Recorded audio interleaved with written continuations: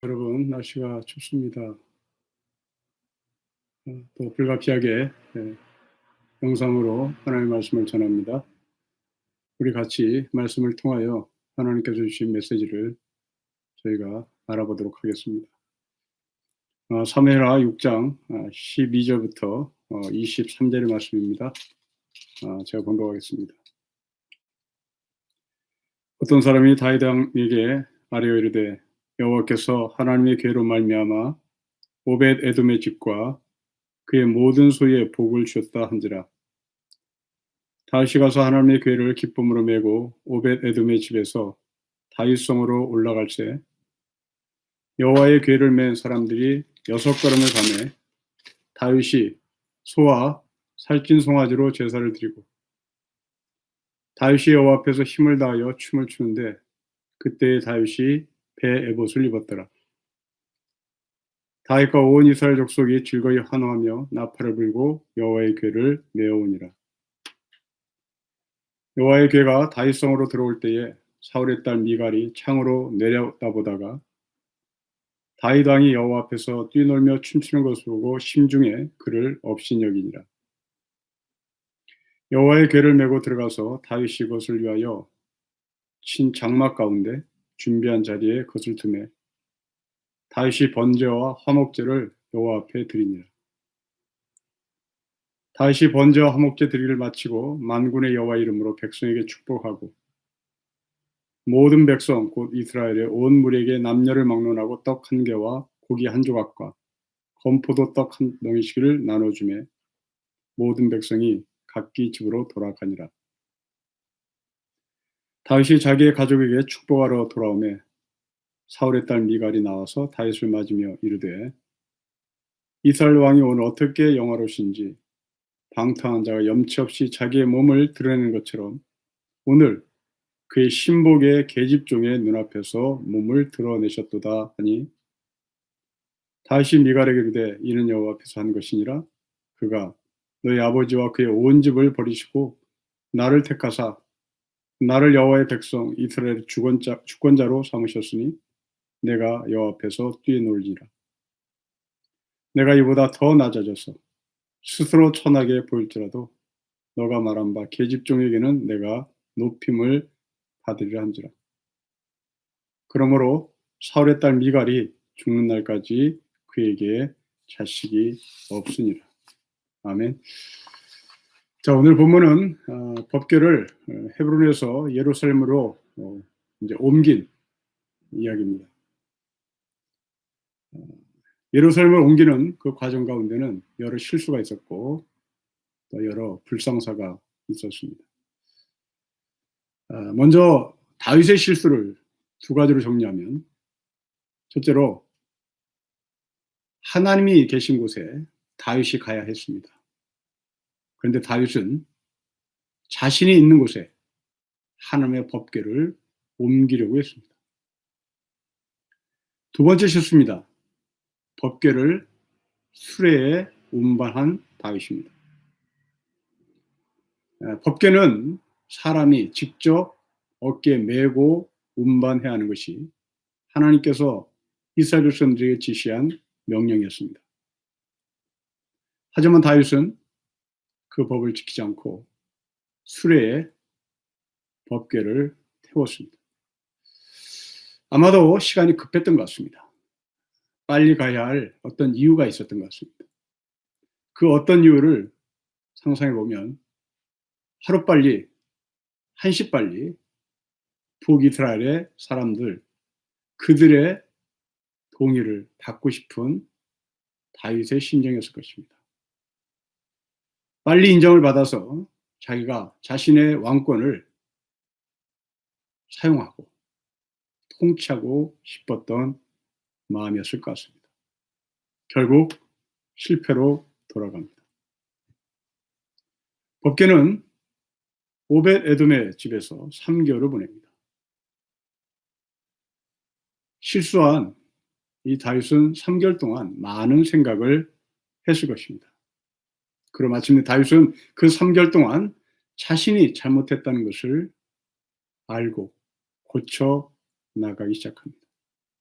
오늘 본문은 오벳 에돔의 집에서 다윗성으로 법궤가 옮겨지는 그 과정 가운데 다윗이 실수를 수정하고 올바른 길을 가는 세 가지 다윗의 모습을 볼 것입니다. 첫째로 여러분 11절부터 12절 말씀을 보면 오벳 에돔의 집에 있었던 그 법궤로 말미암아 오벳 에돔이 복을 받았다는 이야기를 듣습니다. 그리고 심지어 보고까지 받습니다.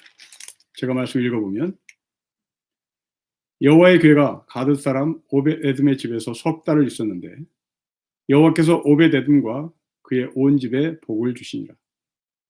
어떤 사람이 다윗 왕에게 아뢰이르되 여호와께서 하나님의 궤를 말미암아 오벳 에돔의 집과 그의 모든 소유에 복을 주셨다 한지라. 다윗이 가서 하나님의 궤를 기쁨으로 메고 오벳 에돔의 집에서 다윗성으로 올라갑니다. 이런 오벳 에돔은 블레셋 사람입니다. 이방인이죠. 다윗에게 있어서 이 블레셋은 굉장히 복잡한 심정을 갖고 있습니다. 골리앗이 블레셋 사람이었죠. 또한 사울에게 쫓길 때 다윗은 가드 왕, 소위 블레셋 민족에게 수항을 하고 망명을 한 적이 있습니다. 다윗이 바라보는 블레셋은 때로는 이길 수 있다라는 자신감, 또 때로는 자기의 부끄러운 과거를 알고 있는 민족이었습니다. 하나님은 이런 블레셋 민족 그 가운데 오벳 에돔의 집을 축복합니다. 무슨 생각을 했을까요? 하나님이 오벳 에돔의 집을 축복한다고? 그 이방인을, 그 블레셋을 왜? 하나님이 함께하기 때문에. 바울은 3개월 동안 오벳 에돔의 집에 있는 법궤로 말미암아 축복을 받았다는 그 소식을 듣고 내가 하나님과 함께하는 것이구나. 하나님을 내 앞으로 끌고 오는 것이 아니라 내가 하나님 곁으로 가야 하는구나 하는 것을 배웠을 것입니다. 또한 동시에 하나님은 이스라엘 사람만 사랑하지 않고 이렇게 블레셋 사람도 사랑한다는 것을 알았을 것입니다. 3개월의 기간입니다. 곰곰이 자기를 돌아본 시간입니다. 사랑하는 성도 여러분, 1년을 되돌아봅시다. 늘 우리는 사랑에 목마릅니다. 하나님이 나를 사랑해 주시기 원하고 우리 민족을 사랑해 주시길 원하는 마음이 있습니다. 좋습니다. 우리는 모두 사랑받을 자격이 있습니다. 그러나 1년을 다시 되돌아보며 오벳 에돔 같은 사람도 하나님께서 사랑하셨다. 이 사건을 여러분 주변에서 한번 찾아보셨으면 좋겠습니다. 결국 사랑이란 어떤 특정인에게 주는 것이 아니라 하나님은 모든 사람에게 사랑을 주실 마음을 갖고 계시고 이 세상에 어떤 누구도 사랑받을 권리가 있다는 것을 성경은 우리에게 말씀합니다. 다윗은 3개월 동안 자신을 되돌아보니 하나님이 내 앞에 오는 것이 아니라 내가 하나님 앞으로 가야 한다는 것을 알았고 이방인도 하나님의 사랑을 받을 수 있다는 이 복음의 원리를 삶으로 체험했던 사람입니다. 이때는 언제입니까? 우사가 죽은, 그래서 다윗은 의기소침한 마음을 갖고 있었을 때입니다. 의기소침한 그 마음을 갖고 있었던 다윗이 회복할 수 있었던 것은 바로 자신의 잘못을 인정하는 때인 겁니다. 우리가 남 앞에서 그리고 하나님 앞에서 나의 실수와 나의 잘못을 인정한다는 것은 믿음입니다. 믿음으로만 할 수 있는 용기입니다. 우리의 의지가 아닙니다. 우리의 인격도 아닙니다. 하나님께서 어떤 누구도 차별하지 아니하시고 용서를 하시는 그 하나님의 사랑을 아는 자가 바로 하나님 앞에 용서를 구하고 고칠 수 있습니다. 이제 내가 하나님을 소유하는 것이 아니라 나를 하나님께서 소유할 수 있기를 소망합니다. 두 번째, 다윗은 수레를 포기하고 법궤를 메고 가는 것으로 자신의 삶을 수정합니다. 여러분, 메고라는 단어가 4번씩이나 반복하는 것을 볼 수 있습니다. 12절, 13절, 15절, 그리고 17절에 있습니다. 사무엘 하를 기록한 저자는 반복합니다. 메고, 메고, 메고, 메고. 반복한다는 것은 잊지 않으려고 하는 사람의 행동입니다. 중요한 것일수록 반복해서 기억해야만 합니다.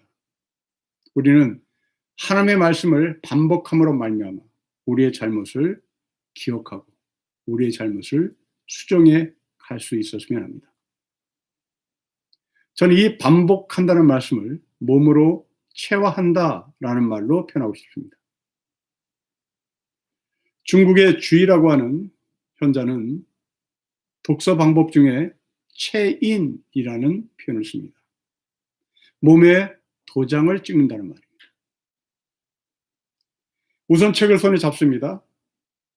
그리고 눈으로 읽어야 합니다. 입으로 소리내어 읽기를 권면합니다. 주의가 책을 읽을 때 체인의 방법을 우리에게 요구했던 것은 몸의 개입 없이는 읽는 행위가 일어날 수 없기 때문이라고 설명합니다.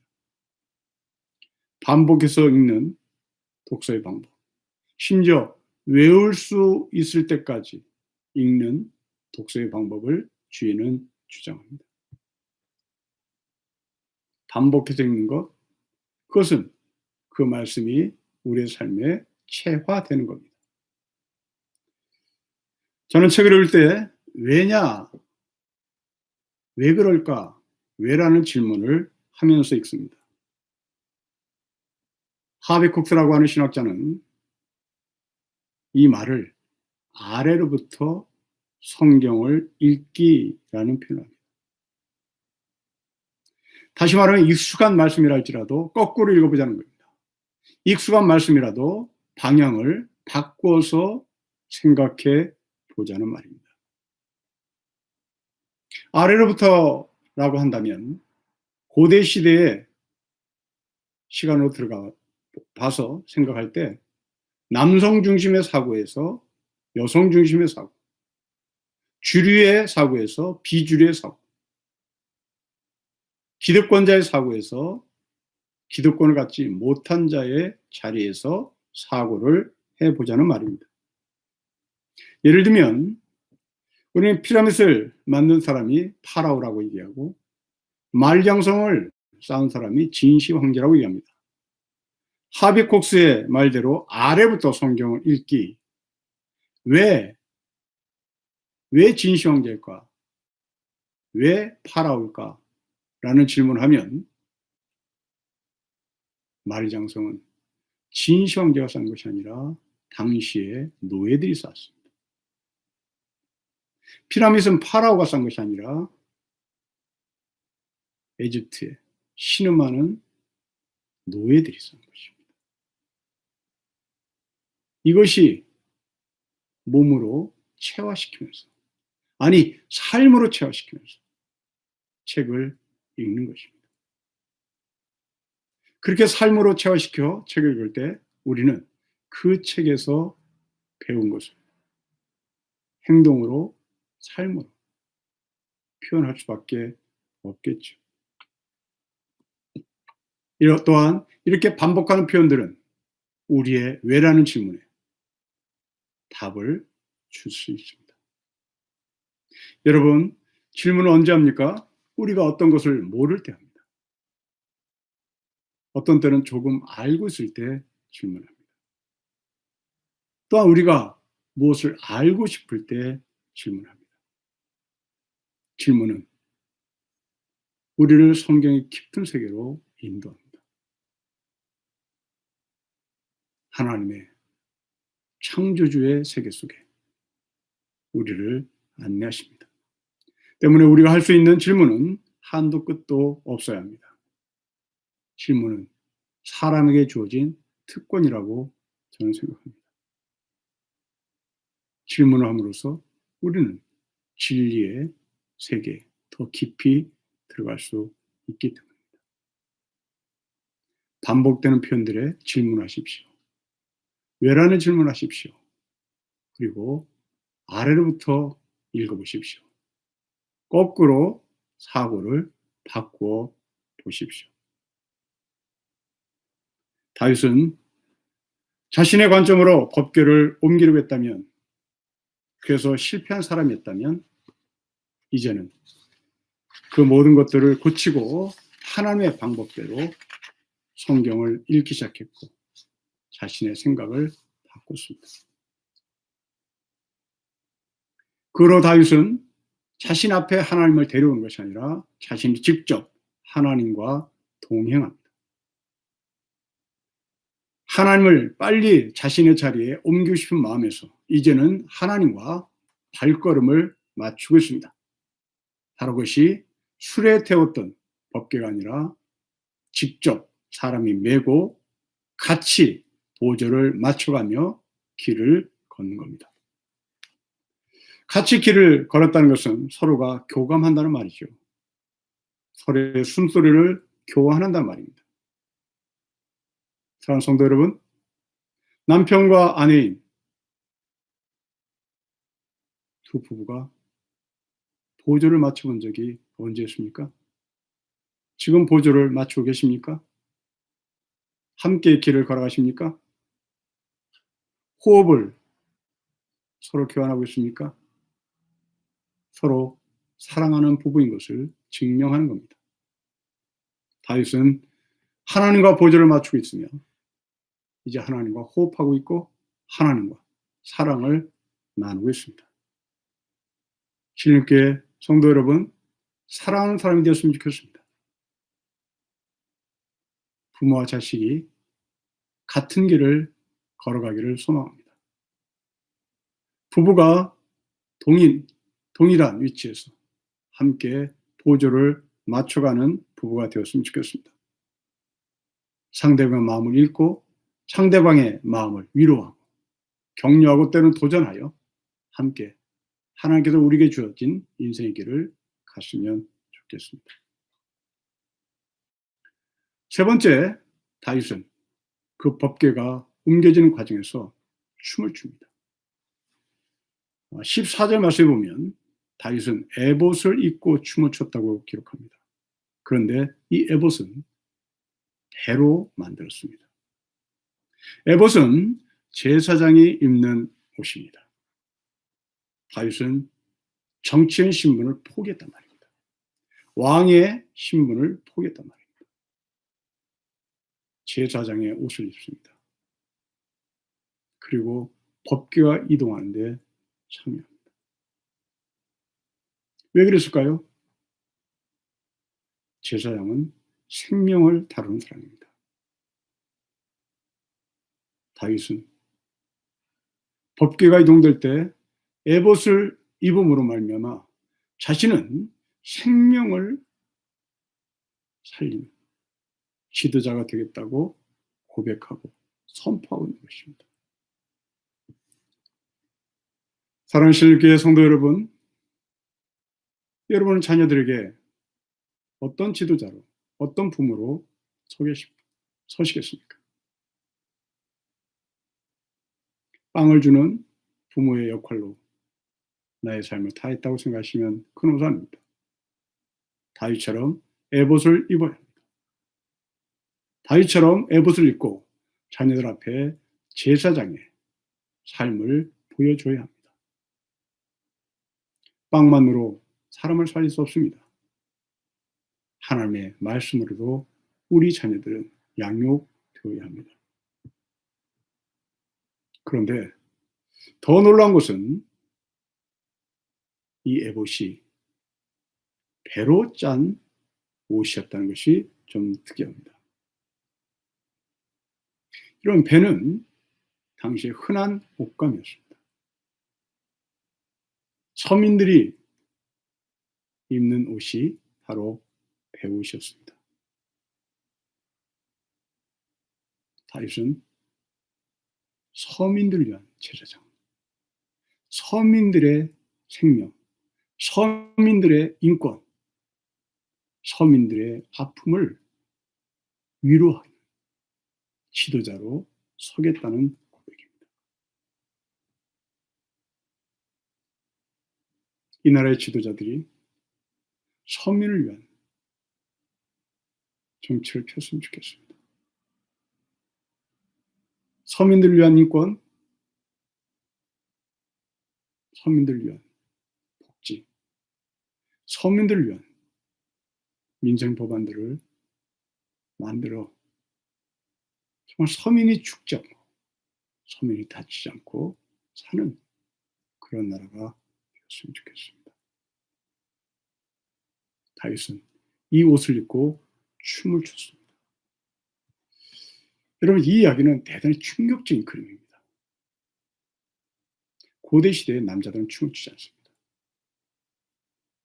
고대 시대에 춤추는 사람들은 여자였습니다. 그런데 왜 다윗은 채신머리 떨어지게 춤을 추었을까요? 다윗은 당시 여자의 위치로 내려왔다라는 말입니다. 하나님 앞에서 자신은 왕도 아닙니다.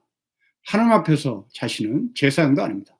하나님 앞에서 자신은 춤추는 여인 같은 정말 별 볼 일 없는 사람인 것을 고백하는 겁니다. 동시에 하나님은 여인의 춤을 인정하듯이 자신의 춤도, 그리고 자신 앞에서 춤추는 여인들도 기억하겠다는 다윗의 결심과 결단이 아닐까 생각합니다. 여기에 대해서 사울의 딸 미가를 보십시오. 다윗을 대단히 마땅치 않게 생각합니다. 16절 말씀입니다. 여호와의 괴가 다윗성으로 들어올 때에 사울의 딸 미갈이 창으로 내려보다가 다윗 왕이 여호와 앞에서 뛰놀며 춤추는 것을 보고 심중에 그를 업신 여깁니다. 성경은 재밌습니다. 다윗의 부인이라고 말하지 않습니다. 사울의 딸 미갈이라고 얘기합니다.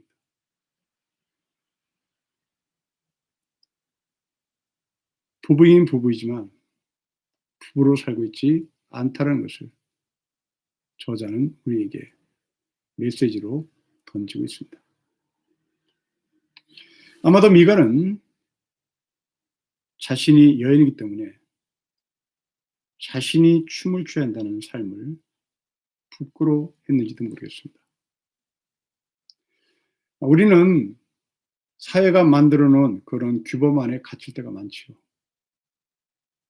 그것을 벗어나면 낙인을 찍거나 낙인을 찍힐 수가 있습니다.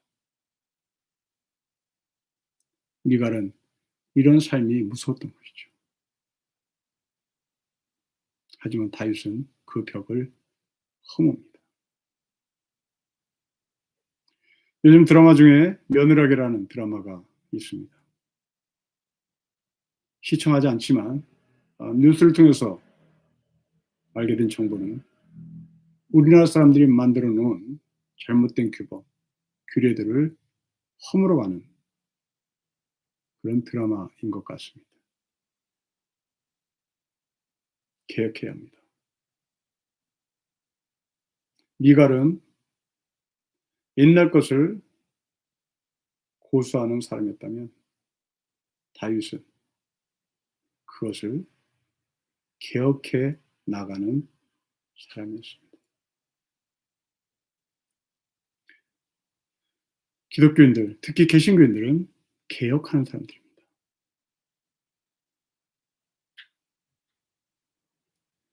늘 우리의 것에 안주하지 않고 날마다 새롭게 변화시키는 하나님의 사람이 되어야 합니다. 이제 말씀을 좀 정리해 보겠습니다. 오늘 전체 이야기를 예배자의 관점에서 좀 정리를 해보겠습니다. 법궤를 가운데 놓고 세 사람이 등장합니다. 우사, 다윗, 그리고 미갈입니다. 이 세 사람을 법궤를 가운데 놓고 해석을 해본다면 이들은 예배자라고 볼 수 있겠습니다. 과연 우리는 예배자로서 우사일까? 다윗일까? 미갈일까? 한번 점검해 봤으면 좋겠습니다. 먼저 우사입니다. 자신이 법궤를 손으로 잡았습니다. 하나님을 자기가 통치하고 지배하려고 했단 말입니다. 우리는 예배자로서 내 몸을 하나님 앞에 드리는 것이 아니라 하나님을 내가 지배하고 통치하려고 하는 우사의 영성이 있을 수 있습니다. 두 번째, 미갈입니다. 여러분 16절 말씀을 제가 다시 읽어보면 미갈은 다윗이 춤추는 모습을 어디에서 봤느냐면 창에서 봤습니다. 법궤가 이동하는데 참여하지 않았다는 말입니다. 이 미갈을 예배자로 보면 이 사람은 방관자입니다. 이 사람은 예배를 보는 사람입니다. 예배를 드리는 사람이 아니라 예배를 보는 미갈, 곧 우리의 모습을 보여줍니다. 절대로 공동체에 섞이지 않습니다. 창문 안에서 내려다볼 뿐입니다. 그리고 판단합니다. 무엇을 판단합니까? 자신의 기준, 자신의 전통으로 판단합니다. 새롭게 변화시켜 나가는 그 하나님의 나라의 확장을 원하지도 않습니다. 우리는 이런 사람을 예배 드리는 사람이 아니라 예배를 보는 사람이라고 말할 수 있습니다. 세 번째입니다. 다윗입니다. 다윗은 처음에 예배에 실패한 사람입니다. 그러나 석 달 동안 다윗은 자신을 돌아봤습니다. 자신의 생각을 바꿨습니다. 그 바꾼 결과 예배자는 왕이 입는 옷도 제사장이 입는 옷으로 바꿉니다. 예배자는 하나님 앞에서 천한 사람으로 사는 것을 고백합니다. 예배자는 하나님 곁에 늘 함께 동행하는 사람입니다. 신일교회 성도 여러분, 여러분이 제 아무리 좋은 옷이라 할지라도 하나님 앞에서 배옷으로 바꿔 입을 용기, 믿음이 있는지를 묻습니다. 사랑하는 신일교회 성도 여러분, 제 아무리 고위 관료라 할지라도 하나님 앞에서 내가 천한 사람인 것을 고백할 수 있는 용기와 믿음이 있는지를 묻습니다. 실교 성도 여러분, 하나님을 내가 지배하는 것이 아니라 내가 있는 곳으로 하나님이 오라고 초청하는 것이 아니라 하나님이 계신 곳에 내가 기꺼이 가는 참된 예배자인 것을 우리가 확인하는지 묻습니다. 하나님을 지배하지 맙시다. 예배를 보지 맙시다. 예배를 드립시다. 하나님 나라에 소유된 백성의 삶을 살기를 주로 축복합니다. 기도하겠습니다. 하나님 아버지, 오베데돔의 3개월 동안 다윗이 변합니다. 하나님은 이 3개월 동안 다윗의 삶을 변화시키는 하나님의 말씀을 다윗에게 주었습니다. 우리에게도 이 시간이 필요하오니 돌아보는 시간 갖게 하시고 고쳐나가는 시간 갖게 하시고 우리의 삶이 새롭게 변화되는 하늘의 역사가 있기를 간절히 소망합니다. 동행하여 주십시오. 예배를 보는 자가 아니라 예배를 드리는 자가 되기를 원하고 하나님을 지배하는 자가 아니라 우리가 하나님 앞에 지배받고 통치받는 하늘나라에 소유된 하늘의 백성으로 살게 하여 주십시오. 주 예수 그리스도의 이름으로 기도합니다. 아멘.